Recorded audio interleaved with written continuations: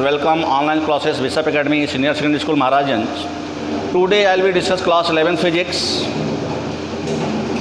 chapter 3 motion in straight line part 2. In this chapter we are calculate the path length and distance displacement. तो distance क्या होता है? तो any भी body और द मूव, अगर कोई बॉडी अगर मोशन में है या मूव कर रहा है तो दैट मीन्स वहाँ पे दो तरह की बातें सामने आती हैं कि how much distance cover by body and how much distance cover by body, कि वह कितना दूरी कवर किया और कितना डिस्प्लेसमेंट, जैसे हिंदी में भी बोल देते हैं दूरी और विस्थापन. तो डिस्टेंस एंड डिस्प्लेसमेंट, तो डिस्टेंस को तो हम लोग डिफाइन करते हैं कि the path covered by an object in the given time interval is called path length of distance, यानी total length of covering path of journey.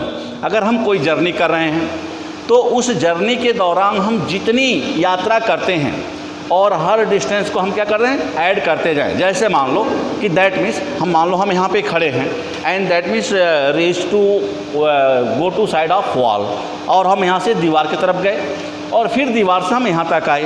तो सपोज दैट मान लो कि यहाँ से दीवार की डिस्टेंस कितना है, 3 मीटर. तो हम 3 मीटर चले और फिर 3 मीटर वापस भी आए and that means our total length of journey is the 6 metre, 3 + 3. तो अगर हम 3 + 3 टोटल लेंथ ऑफ जर्नी की जब बात करेंगे तो हमारा क्या हो गया, डिस्टेंस हो गया. दैट मीन्स जैसे मान लो कि एक सर्कुलर पाथ पे हम मूव कर रहे हैं, तो सर्कुलर पाथ में मान लो कोई बॉडी यहाँ पे ए है और ए से मूव करते हुए यहाँ तक आ गया और मान लो इसका रेडियस क्या है, आर है. तो देयर डिस्टेंस, तो इसका डिस्टेंस जो होगा वह डिस्टेंस इक्वल टू होगा सरकमफरेंस ऑफ सर्किल. वह सर्किल के सरकमफरेंस के बराबर होगा नहीं. दैट मीन्स अगर मैथमेटिकल फॉर्मूला यूज करें तो हो जाएगा 2πr के इक्वल हो जाएगा. लेकिन एक राउंड में वह कितना डिस्टेंस कवर किया, तो b equal to length of circumference, वह अपने सरकमफरेंस के बराबर कवर किया. तो उसी तरह से जब हम टोटल लेंथ ऑफ जर्नी की बात करेंगे तो total length of journey is called distance. और डिस्प्लेसमेंट में जब आएंगे तो डिस्प्लेसमेंट हम निकालते हैं कि डायरेक्ट डिस्टेंस, क्या direct distance from initial to final point, कि हम जहाँ से चले और फाइनली जहाँ पे पहुँचे तो इनिशियल से फाइनल पॉइंट को हम सीधे एक स्ट्रेट लाइन से जोड़ते हैं. तो जब हम इनिशियल से फाइनल को सीधे स्ट्रेट लाइन से जोड़ेंगे तो their actual length is known as displacement. तो जैसे हमने बात किया कि हम यहाँ से 3 मीटर गए और 3 मीटर आए, तो our total length is the 3 + 3 = 6 metre. तो यह 6 मीटर हमारा क्या हो गया, डिस्टेंस हो गया. लेकिन अब ये कहा जाए कि डिस्प्लेसमेंट कितना हुआ इसमें, तो अगर हम 3 मीटर यहाँ से मूव करके और फिर 3 मीटर हम रिटर्न आए and that means our position is initial and final both are same, यानी हम जहाँ से चले फिर वहीं पे आ गए तो आवर डिस्प्लेसमेंट इज 0. तो अब जैसे मान लो कि यहाँ पे अब ये कहा जाए कि a person they are the running on a circular track, तो what is the distance in 1 round, तो 1 राउंड पे उसका डिस्टेंस इक्वल हो गया कितना हो गया, 2πr. अब पूछा है कि what is the displacement on is the circular track, तो डिस्प्लेसमेंट इसका हो जाएगा, डिस्प्लेसमेंट को हम इतने में लिख रहे हैं, डिस्प्लेसमेंट इक्वल टू 0, क्योंकि वह पॉइंट ए से चला और फिर पॉइंट ए पे पहुंचा, इसलिए उसका इनिशियल और फाइनल पोजीशन दोनों एक ही पॉइंट पे है, इसलिए इसका डिस्प्लेसमेंट क्या हो गया, 0 हो गया. अब इसी केज में अगर हम अलग अलग पॉइंट पे बात करें तो मान लो कि ये सर्कुलर पाथ है और मान लो कि वह पर्सन A to B, तो अब A to B चूंकि ये लाइन सेंटर से पास हो रहा है इसलिए डायमीटर हो गया, तो A हो गया R + R, यानी D इक्वल टू 2R हो गया. तो अगर हम ये करें कि what is the displacement of the person from A to B, तो displacement of A to B equal to हो गया, डिस्प्लेसमेंट इक्वल टू हो गया R + R equal to 2R लिखें, या इसको हम डायमीटर भी लिख सकते हैं कि A से B का सीधा दूरी. अब ये पूछा है कि what is the distance of this person, तो डिस्टेंस इसका हो जाएगा, डिस्टेंस इक्वल टू हो जाएगा 2πr/2, क्योंकि वो हाफ चक्कर लगा है तो यह इस जो हमारा ये कर्वियल पाथ है हम इसका डिस्टेंस निकालेंगे तो टोटल सरकमफ्रेंस का हम आधा कर देंगे, तो 2 से 2 क्या हो गया, कैंसिल हो गया, तो हमारा हो गया πr यूनिट. अगर मीटर है तो मीटर में लिखेंगे, सेंटीमीटर है तो हम सेंटीमीटर में लिखेंगे. तो डिस्टेंस हो गया कि total length of covering path of a journey is called distance. अगर हम किसी जर्नी को कर रहे हैं तो उस जर्नी में हम जितने पाथ, जैसे मान लो अब ये कहा जाए कि इसमें हम एक अलग अलग फेज पर आकर के अलग अलग फेज में आते हैं. जैसे मान लो ये person they are the start to the move in south, मान लो A B 5 metre, 4 metre and 3 metre. Okay, तो अब ये कहा जाए कि what is the distance of journey. तो अब यहाँ पे तो अगर हम डिस्टेंस निकालेंगे तो डिस्टेंस इक्वल टू लिखेंगे A B plus B C plus C D, के पहले हमने ए बी चला 5 मीटर, फिर बी सी पे चला 4 मीटर और सी डी पे चला कितना 3 मीटर। तो इस तरह से हमारा डिस्टेंस हो गया 5 + 4 + 3 इक्वल टू 12 यूनिट। अब यूनिट में मतलब यह मीटर है तो मीटर लिखेंगे, सेंटीमीटर। लेकिन अब यही क्वेश्चन अगर आ जाए कि what is the displacement of the person, तो अब डिस्प्लेसमेंट में अगर हम बात करें तो अब यहाँ से यह सीधा टर्म बनेगा, ध्यान दें। अब चूंकि हमें ए टू डी तो डिस्प्लेसमेंट हो गया direct distance from A to D, कि ए से डी का डिस्टेंस कितना है। तो ए से डी का डिस्टेंस निकालने के लिए अब कैसे हम निकालेंगे, जैसे ए बी 5 मीटर होगा, 3 मीटर बैक हुआ तो इसका मतलब कितना हो गया 2 मीटर हो गया, और ये 4 मीटर है। तो अब ए डी इक्वल हो गया √4² + 2² यानी 16 + 4 इक्वल टू कितना हो गया 20 मीटर। अब 20 को हम लिख सकते हैं 2/5 मीटर भी सकते हैं। तो ये हो गया हमारा डिस्प्लेसमेंट। तो डिस्प्लेसमेंट हम आते हैं direct distance from initial to final. तो जर्नी भी start from point A and finish at point D. तो हम जब ए से डी को सीधा मिलाए तो यह जो हमारा एक्चुअल लेंथ है वह क्या हो गया डिस्प्लेसमेंट हो गया। लेकिन हमने जब टोटल लेंथ ऑफ पाथ या जर्नी किया तो ये हमारा क्या हो गया डिस्टेंस हो गया। After this we are coming velocity and speed. तो वेलोसिटी जो कि एक वेक्टर क्वांटिटी है और स्पीड हमारा एक स्केलर क्वांटिटी है। तो वेलोसिटी दिया है the rate of change in position or the displacement of an object with the time is called velocity. और वेलोसिटी का हमारा सामान डिफिनीशन फार्मूला आता है डिस्प्लेसमेंट अपॉन टाइम। तो पहले अगर हम डिस्प्लेसमेंट निकाल लेंगे और टाइम काउंट करेंगे, मान लें ए से डी तक पहुंचने में जो टाइम लगा A to B, B to C, C to D, तो हम टाइम टोटल ऐड करेंगे। लेकिन डिस्प्लेसमेंट के लिए हम direct distance from initial to final. तो इस तरह से डिस्प्लेसमेंट को जब हम टाइम से डिवाइड करेंगे तो हमारा रिजल्ट क्या जाएगा, ये आ जाएगा वेलोसिटी का। अब वेलोसिटी में टाइप आ गया uniform velocity and non uniform velocity. तो an object could have the a uniform velocity, it cover equal distance in equal interval of time. तो अगर कोई बॉडी, जैसे मान लो कोई मूविंग बॉडी है, पहले 1 सेकेंड में मान लो कि अगर वह 5 मीटर की जर्नी करता है तो अगले फेज में भी यानी first 1 second equal to 5 metre, तो फिर next 1 second equal to 5 metre, next 1 second equal to 5 metre. तो अगर इसका अगर हम ग्राफ ड्रा करें तो 0 से 1, 2 एंड 3 यानी 1 सेकेंड 1 सेकेंड और 1 सेकेंड, क्योंकि इंटरवल देखो कितने का रहा है 1 - 0 1, 2 - 1 इक्वल टू 1, 3 - 2 इक्वल टू 1, यानी हमने टाइम इंटरवल इक्वल ले लिया। अब यहाँ पर हो गया 5, 10 एंड 15। तो अगर हम इस पर ग्राफ ड्रा करें तो अब ये हमारा रिजल्ट आ गया uniform and that means it the making the straight line.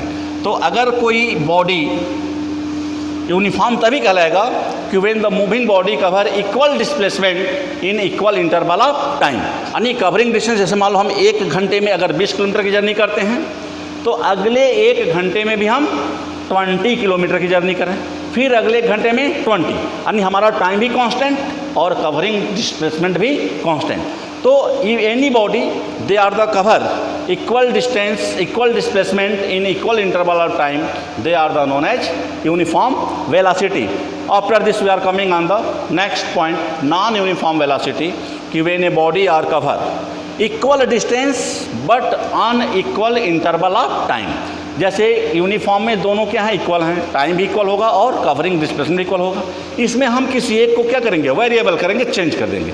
अगर हम डिस्प्लेसमेंट को सेम रखेंगे तो टाइम को इक्वल करेंगे, अगर टाइम इक्वल करेंगे तो डिस्प्लेसमेंट को हम चेंज करेंगे। तो दैट मीन्स अब जैसे मान लो कि पहले घंटे में 20 किलोमीटर और अगले घंटे में 15 किलोमीटर, फिर अगले 1 घंटे में 20 किलोमीटर, फिर अगले घंटे में 15 किलोमीटर। तो हमारा जो इंटरवल है वो तो सेम है, 1 hour 1 hour 1 hour and 1 hour, लेकिन कवरिंग रिजल्ट जो है वह 20 to 15 फिर 20 to 15, यानी हमारा जो कवरिंग डिस्टेंस है वह इक्वल नहीं है। तो when a body cover equal distance in unequal interval of time और a body cover unequal distance in equal interval of time. तो इन दोनों में से अगर हम किसी एक को अनइक्वल करेंगे, अगर डिस्प्लेसमेंट अनइक्वल करेंगे तो टाइम इक्वल रहेगा, और यदि टाइम को अनइक्वल करेंगे तो डिस्प्लेसमेंट हमारा इक्वल रहेगा। और ऐसे केस में जो हमारा ग्राफ बनेगा, they are the making a zigzag graph, और यह ग्राफ का जो स्लोप होगा वह स्ट्रेट नहीं होगा। तो जब हमारा जिगजैग ग्राफ होगा, that is they are the define the non uniform velocity. After this we are coming the average velocity and average speed. अब यहाँ पे average speed and average velocity में फार्मूला तो एक ही लगेगा। अगर एवरेज स्पीड है तो total distance upon total time, और एवरेज वेलोसिटी है तो total displacement upon total time. तो एवरेज वेलोसिटी की पहले हम बात करना। तो average velocity are the define as the ratio of the total displacement to the total time. तो अगर हमारा टोटल जो डिस्प्लेसमेंट है उस टोटल डिस्प्लेसमेंट को जब हम टोटल टाइम से डिवाइड करते हैं तो हमारा रिजल्ट आता है एवरेज वेलोसिटी का। उसी तरह से हमारा रिजल्ट आता है एवरेज स्पीड का। तो average speed the average speed the define as the total ratio of the total distance travel to the total time taken. तो एवरेज स्पीड में अगर हम आते हैं तो एवरेज स्पीड का हो गया फार्मूला हमारा total distance upon total time. अब टोटल डिस्टेंस में अब यहाँ पे हम सपोज करते हैं कि ये body cover S1 S2 S3 dot dot dot with A speed V1 V2 dot dot V3। जैसे हमारे कहने मतलब है कि मान लो कि कोई एक टोटल जर्नी है, इसको हमने छोटे छोटे पार्ट में डिवाइड कर दिया। पहला पार्ट S1 है, दूसरा पार्ट S2 है, तीसरा पार्ट हमारा क्या S3 है। पहले पार्ट को कवर करने के लिए हमारा स्पीड क्या है V1 है, दूसरे पार्ट को V2 और तीसरे पार्ट को V3 से कवर कर रहे हैं। तो ऐसे केस में हम कैसे इसको अब सॉल्व करेंगे, तो इसको हम लाते हैं अब। तो अब यहाँ पर पहले निकालते हैं कि टोटल, अब यही स्टेटमेंट हमारा आ गया। तो पहले हम निकालते हैं यहाँ पे कि टोटल टाइम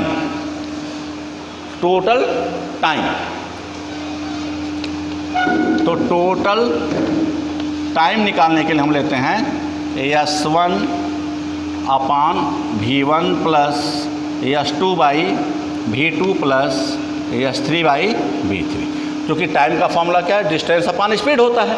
तो पहला हमने टाइम T1 निकाला, दूसरा टाइम हमने T2 निकाला, तीसरा टाइम हमने क्या T3 निकाला। तो अब एवरेज के फॉर्मूले पर आ जाएं।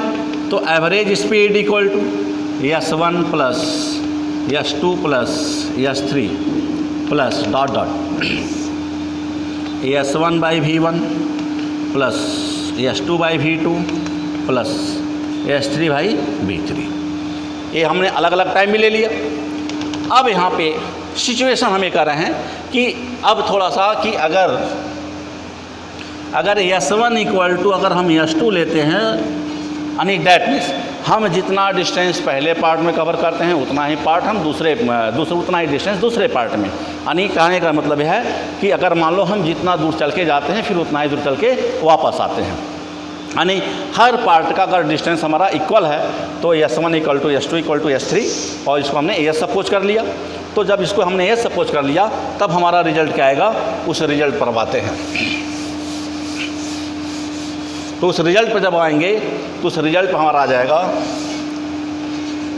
Average speed equal to S plus S upon यहाँ पर हो जाएगा S by V1 plus S by V2 equal to S by V3। अब यहाँ पे फॉर लिखते हैं, for S1 equal to S2 equal to S। तो अब यहाँ पर जाएगा average speed equal to S plus S। दो पार्ट के लिए हम सॉल्व कर रहे हैं केवल यहाँ पे। तो S इतने पार्ट को मैं सॉल्व कर रहा हूँ, तो यस कॉमन लेते हैं तो हो जाएगा 1/v1 + 1/v2। तो ये रिजल्ट आ जाएगा हमारा 2s/s in bracket v2 + v1/v2। Yes cancel हो जाएगा। तो जब यस कैंसिल हो जाएगा तो हमारा रिजल्ट क्या आएगा? तो हमारा रिजल्ट आ गया average speed equal to 2v1 × v2/v1 + v2। तो अगर हम दो डिस्टेंस की बात करते हैं कि जैसे मान लो कि हम यहाँ से मान लो कि गोरखपुर जाते हैं और फिर गोरखपुर से हम बैक रिटर्न होते हैं, तो चूँकि यहाँ से गोरखपुर का डिस्टेंस जितना हम डिस्टेंस कवर किए हैं उतना ही डिस्टेंस हम क्या रिटर्न कर रहे हैं। अब मान लो कि जाने का स्पीड कुछ और है, मान लो जाने के लिए हमने 20 का स्पीड लिया और रिटर्निंग हमने 30 का ले लिया, तो डैट मीन्स वेलोसिटी वेरिएबल हमने कर दिया, चेंजेबल कर दिया कि जाने का स्पीड कुछ और आने का स्पीड कुछ और है, लेकिन डिस्टेंस क्या है, दोनों तरफ से सेम है। तो ऐसे के हमारा जो एवरेज स्पीड का फॉर्मूला हो जाएगा 2v1 × v2/v1 + v2। इसके बाद अगर हम टाइम के फेज पर आते हैं तो टाइम में आते हैं तो टाइम हमारा रिजल्ट हो जाएगा total distance average speed equal to s1 + s2 + s3 + ... t1 + t2 + t3। यानी अब यहाँ पे हम पहले तो स्पीड का वेरिएबल लिए, अब टाइम का वेरिएबल ले रहे हैं, तो अब इसको हम लिख सकते हैं हम लोग average speed equal to v1 t1, ध्यान देना distance equal to speed into time, v1 t1 + v2 t2 + v3 t3/t1 + t2 + t3 + ... इसको अब यहाँ लिखते हैं if time interval are equal, अगर इसमें हम टाइम इंटरवल को इक्वल कर देते हैं, यानी t1 = t2 = t3 = t, suppose कर लेते हैं कि मान लो कि अब पहले था कि स्पीड वेरिएबल था, अब हमने टाइम लिया कि जितना समय हमने यहाँ से गोरखपुर जाने में लिया उतना ही समय हम गोरखपुर से वापस आने में ले रहे हैं, यानी हर केस में हमने टाइम को क्या कर दिया, इक्वल कर दिया। तो इस केस में हो जाएगा एवरेज स्पीड इक्वल टू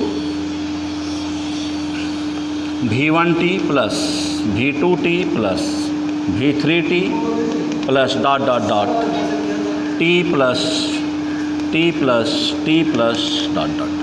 इसका मतलब यहाँ पे हम t कॉमन ले लें तो ब्रैकेट में हो जाएगा v1 + v2 + v3 + ... t को चूँकि हम n टाइम तक ले जा रहे हैं तो हो जाएगा t × n, तो t से t कैंसिल हो जाएगा, तो हमारा रिजल्ट आ गया v1 + v2 +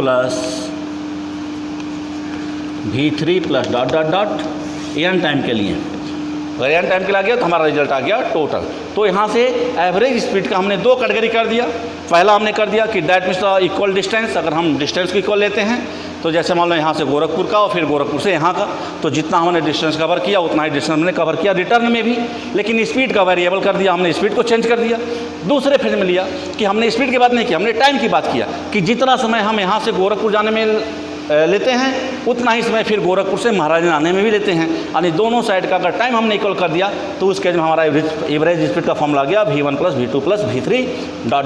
n। तो अगर हमारा दो स्पीड होगा तो v1 + v2/2, 3 स्पीड होगा तो v1 + v2 + v3/3, 2-3 से ज़्यादा है तो जितनी बार हम वेलोसिटी यूज करेंगे उतनी बार हम नीचे के टर्म को बढ़ाएंगे। इसके बाद हमारा टर्म आएगा thank you watching for this video, and in next video we are discuss the acceleration and related motion equation. Thank you.